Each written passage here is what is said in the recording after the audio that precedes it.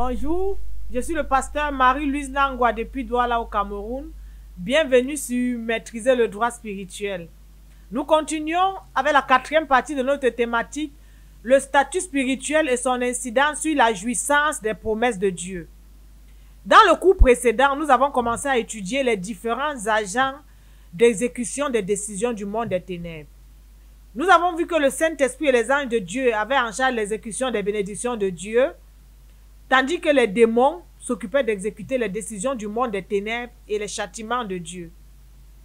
Nous allons maintenant nous pencher sur le rôle des hommes dans l'exécution des décisions du monde des ténèbres. Exactement comme tel qu'il est écrit dans Matthieu 18 au verset 19, ce que vous lierez sur la terre sera lié dans les cieux, et ce que vous délierez sur la terre sera délié dans les cieux. Les serviteurs du diable, agents d'exécution, jouent le rôle d'huissier, récupèrent les décisions, les notifient à la partie adverse, font usage de leur propre force. Contrairement aux serviteurs de Dieu, les agents du diable connaissent leur travail, maîtrisent les procédures, sont téméraires et motivés par nature car prenant plaisir au mal. J'aimerais maintenant définir ce que la Bible appelle l'homme fort dans Luc 11 au verset 21. Qu'est-ce qu'un homme fort? Eh bien, l'homme fort est un esprit chargé d'exécuter une décision de type condamnation. Contrairement aux esprits qui exécutent des décisions issues d'un enchantement ou d'une malédiction, l'homme fort a généralement le droit de son côté. Ses activités de nuisance ne sont pas illégales. Mais parfois, il s'agit d'un esprit de rang élevé, détenteur d'un faux titre de propriété. Il est aussi important de noter que les problèmes sont plus graves en fonction du grade de l'esprit chargé d'exécuter une décision. Permettez-moi de me répéter. Les problèmes sont plus graves en fonction du grade de l'esprit chargé d'exécuter une décision du monde spirituel.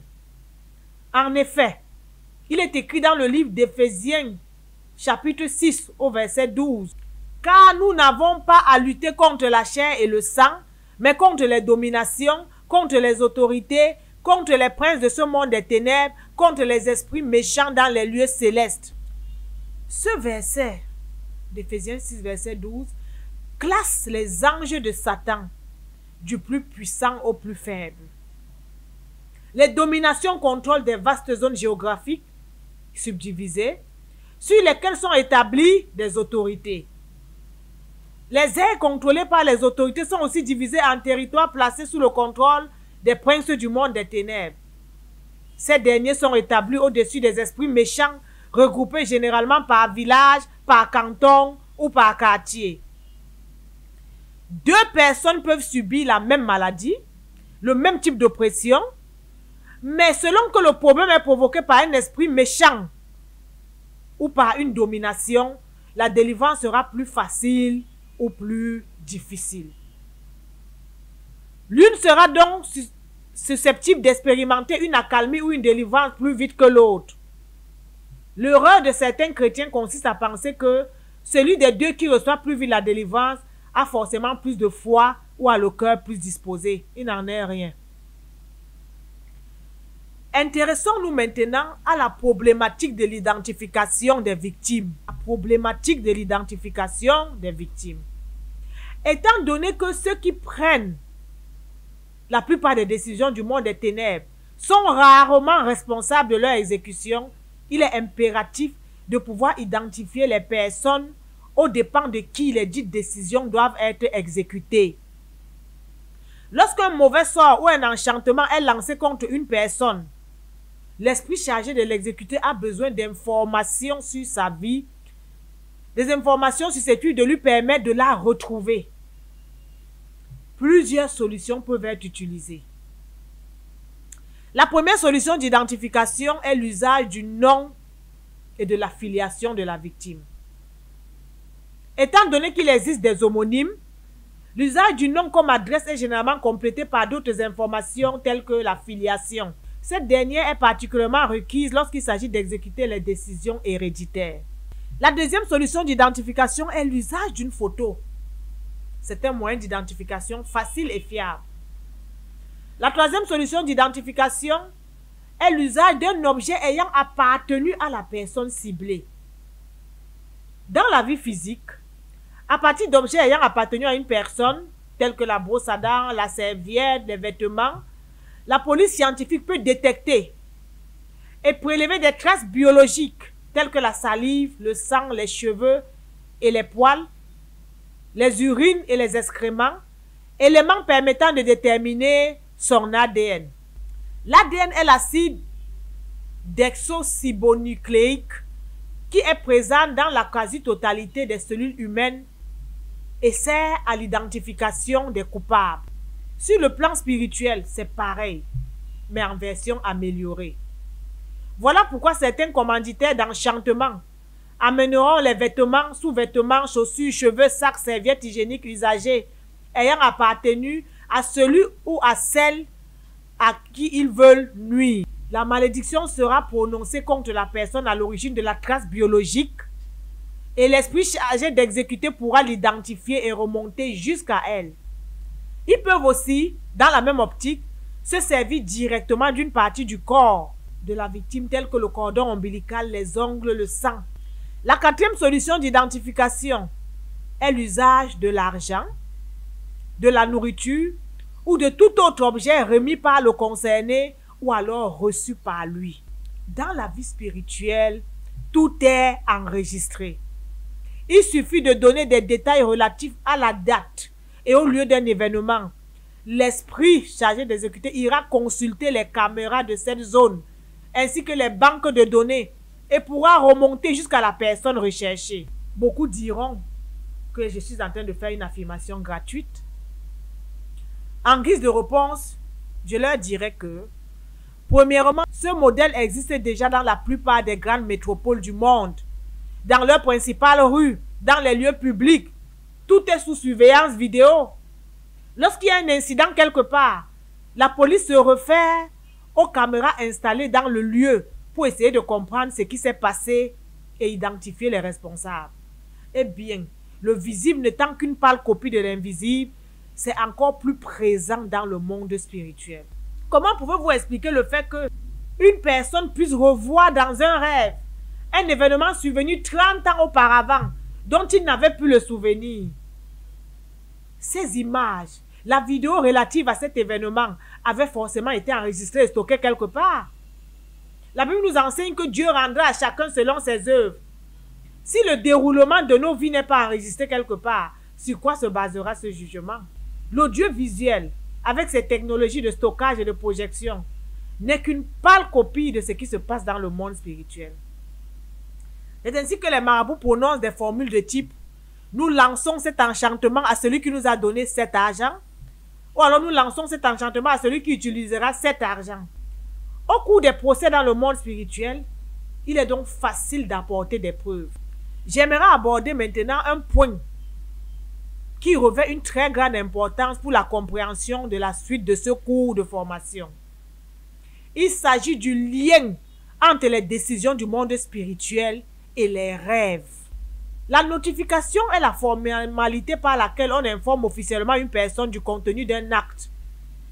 Lorsqu'une personne doit soit recevoir un avertissement, soit être citée à comparaître dans le monde des ténèbres, lorsqu'une sentence ou une résolution est prise contre elle dans le monde spirituel, l'usage veut qu'elle en soit notifiée.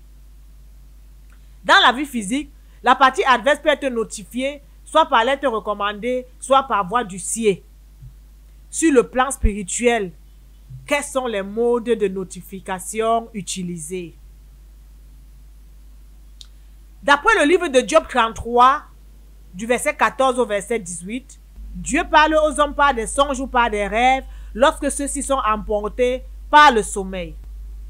Dieu étant invisible, nous pouvons donc conclure que l'un des moyens de communication entre l'homme et l'invisible est le rêve ou le songe. Par exemple, c'est par un songe que l'ange de l'Éternel annonça à Marie qu'elle serait la mère du Messie. Un rêve est une suite d'images ou de représentations qui se présentent à nous, qui traversent notre esprit pendant notre sommeil. On peut en avoir le souvenir ou pas. Certains rêves sont comme une ouverture, une fenêtre ouverte sur le monde spirituel. Celui qui rêve a accès en direct ou en différé aux images relatives au statut de son esprit ou aux décisions prises par le monde spirituel à son encontre. C'est comme un reportage en direct de ce que vit ou subit son esprit afin de permettre à la victime de se défendre ou pas. Cela participe du principe du droit à l'information. Ainsi, c'est parfois grâce aux rêves que certains ont pris conscience de ce qui devait avoir un problème spirituel. Parfois aussi, afin d'empêcher que la victime ne prenne conscience des oppressions qu'elle subit et ne recherche des solutions, les méchants veillent à ce que cette dernière ne se souvienne pas de ses rêves. Ceci correspond au cas des gens qui disent qu'ils n'ont jamais rêvé. Lorsqu'à travers un rêve, des sorciers menacent ou informent leurs victimes de ce qu'ils trament, cette notification n'a pas seulement pour but de narguer la victime. Elle revêt une importance capitale pour eux dans le cadre des procédures judiciaires en cours dans le monde spirituel. En effet, lorsqu'ils citent une personne à comparaître par le biais d'un rêve, le jugement prononcé contre elle sera réputé contradictoire, quand bien même elle ne sera pas présente au procès. D'autre part, lorsqu'ils lui ont signifié cette décision, passé un délai sans que la victime n'interjecte appel, la condamnation sera définitive, ne pourra plus faire l'objet d'une voie de recours et sera ainsi revêtue de l'autorité de la force jugée. Il est important de noter que tous les rêves ne sont pas forcément un message du monde invisible. Je tiens à le préciser. N'hésitez pas à vous abonner à la chaîne Came of God Channel afin de recevoir toutes les prochaines vidéos. Il vous suffit d'appuyer sur le bouton rouge s'abonner en dessous de la vidéo. Je vais m'atteler maintenant à répondre à la 4e question de cette thématique, celle qui consiste à chercher à savoir quels sont les différents effets des décisions du monde spirituel dans la vie des hommes. Permettez-moi de répéter cette question. Quels sont les différents effets des décisions du monde spirituel dans la vie des hommes? Les décisions du monde invisible peuvent avoir des conséquences sur le corps d'un homme, sur son âme, sur son esprit, sur le travail de ses mains ou sur sa vie relationnelle. La vérité est que le corps, l'âme et l'esprit formant un tout, un effet sur l'une des parties a forcément des répercussions sur l'autre. Certains effets sont communs, aussi bien aux malédictions, aux complots, aux enchantements ou aux condamnations. D'autres effets, par contre, sont spécifiques à un seul type de décision du monde spirituel. Nous allons premièrement nous pencher sur les effets des décisions du monde des ténèbres sur l'esprit ou le corps spirituel. Que sont les oppressions? Qu'est-ce qu'une oppression? Lorsque j'étais adolescente, des proches m'ont conté l'histoire d'un village du sud Cameroun dans lequel les sorciers ne se cachaient pas, se vantaient de l'être et se moquaient ouvertement de leurs victimes en disant « Celui-ci n'est pas quelqu'un, on le joue comme un ballon la nuit. » Que voulaient dire ces sorciers? Est-il possible de se servir d'un homme comme d'un ballon? Sur le plan physique, on peut donner des coups de pied à une personne au point de la faire rouler sur le sol. Elle s'en sortira avec le corps tuméfié, tout endolori et parfois même couvert de blessures. Mais ces sorciers ne parlaient pas d'une agression physique. Sinon leur victime en aurait été consciente et les proches de ces derniers en auraient été témoins. Après ma conversion, j'ai un jour, alors que je lisais ma Bible, découvert le passage suivant. Ésaïe 22, versets 17 à 18. Voici l'Éternel te lancera d'un jet vigoureux. Il t'enveloppera comme une pelote. Il te fera rouler comme une balle sur une terre spacieuse. C'est Dieu qui menaçait ainsi un courtisan et décrivait la peine qui devait lui être infligée. Une pelote est une boule formée par l'enroulement des fils ou des rubans, une sorte de balle, dans un ballon. Y a-t-il une différence entre l'expression des sorciers, on le joue comme le ballon, et celle de la Bible, il te fera rouler comme une balle? N'est-ce pas le même châtiment? Aujourd'hui, je sais que ces sorciers faisaient subir à leurs victimes des oppressions. J'appelle une oppression une violence exercée sur le corps spirituel et ayant plus ou moins des répercussions sur le corps physique. Étant donné que tout être humain a un esprit ou corps spirituel, jouer quelqu'un comme un ballon revient à se servir de son esprit comme tel. Nous allons lire maintenant un verset qui met en relief un autre type d'oppression.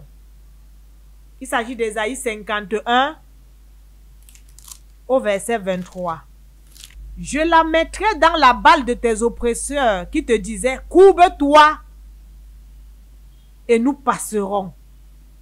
Tu faisais alors de ton dos comme une terre, comme une rue pour les passants. À votre avis, une personne dont le dos spirituel subit ce genre de maltraitance se portera comment? Une personne dont le dos spirituel devient une rue pour les passants n'aura-t-elle pas des douleurs inexpliquées et récurrentes au dos? Ce texte désigne clairement les bourreaux de cette victime par le terme oppresseur. Nous avons lu « Je la mettrai dans la main de tes oppresseurs ». Il est aussi écrit dans le psaume 74 au verset 20 « Car les lieux sombres du pays sont pleins de repères de brigands ». Les lieux sombres sont une autre appellation du monde des ténèbres. C'est la partie du monde spirituel qui est éloignée de Dieu, qui est lumière. C'est la partie du monde spirituel qui est occupée et contrôlée par Satan et ses anges. Elle se caractérise par la violence sous toutes ses formes, par la loi du plus fort. Nous continuons avec un troisième type d'oppression spirituelle, à savoir les agressions à la flèche. Il est écrit dans le psaume 38 du verset 3 à 9. Car tes flèches m'ont atteint et ta main s'est apaisantie sur moi. Il n'y a rien de sain dans ma chair à cause de ta colère. Il n'y a plus de vigueur dans mes os à cause de mon péché. Car mes iniquités s'élèvent au-dessus de ma tête comme un lourd fardeau. Elles sont trop pesantes pour moi. Mes plaies sont infectes et purulentes par l'effet de ma folie. Je suis courbé, abattu au dernier point. Tout le jour, je marche dans la tristesse, car un mal brûlant dévore mes entrailles, et il n'y a rien de sain dans ma chair. Je suis sans force, entièrement brisé. Le trouble de mon cœur m'arrache des gémissements. Dans le monde physique, une flèche est un projectile constitué d'une pointe et destiné à perforer une cible. Une flèche spirituelle est une parole malveillante destinée à perforer le corps et à y provoquer des douleurs. David déclare dans ce passage avoir été victime des flèches de l'Éternel et énumère ensuite les effets de ces dernières sur son corps. 1. Il n'y a plus rien de sain dans ma chair. 2. Il n'y a plus de vigueur dans mes os. 3. Un mal brûlant dévore mes entrailles. Ce sont les termes que David a employés. Une chair qui n'est plus saine est une chair présentant des atteintes pathologiques ou des anomalies. C'est une chair malade, ayant subi une altération grave. Il faut noter aussi que certains effets de ces flèches affectaient l'âme de David, car il subissait la tristesse et son cœur gémissait. Voici quelques exemples des plaintes posées par ceux qui viennent recourir à la délivrance et confirmant la capacité de nuisance des flèches spirituelles. J'ai rêvé, il y a 6 mois, qu'on m'a lancé une flèche au dos. Et depuis lors, j'ai mal à cette partie du dos, mais tous les examens médicaux ont donné des résultats négatifs. Autre exemple. Je souffre depuis 5 ans d'une douleur au niveau de la poitrine et des problèmes de respiration. Tout est parti d'un rêve que j'ai fait une nuit et dans lequel quelqu'un m'a lancé une flèche au niveau de la poitrine. J'ai été dans plusieurs hôpitaux, j'ai rencontré des cardiologues, mais tous les examens effectués se sont soldés par des résultats négatifs. Je peux aussi citer comme 4e type d'oppression les poursuites spirituelles. Il est écrit au psaume 10, verset 2, Le méchant dans son orgueil poursuit les malheureux. Ils sont victimes des trames qu'il a conçues. Ceci correspond à des rêves de type: je rêve tout le temps qu'un groupe de personnes me poursuit. Ou alors, j'ai l'habitude quand je dors de rêver qu'un chien noir me poursuit. Il y a un mois, j'ai rêvé que ce chien m'a mordu au bras. Et à mon réveil, j'ai constaté que j'avais des traces de morsure sur ce bras. Depuis lors, cet endroit est douloureux malgré les médicaments que j'ai pu prendre. Le cinquième type d'oppression que je veux évoquer en guise d'exemple, c'est les travaux forcés spirituels. Ils se traduisent par des déclarations du genre: je rêve régulièrement que des inconnus me transportent de champ en champ, de plantation en plantation, et je travaille pour leur compte. Parfois, je me vois travaillant dans une carrière, cassant des pierres. Une telle personne sera toujours fatiguée au réveil, quand bien même son sommeil aurait duré 10 heures. Notez que nous avons vu tout à l'heure qu'il y a un lien entre les décisions du monde spirituel et les rêves.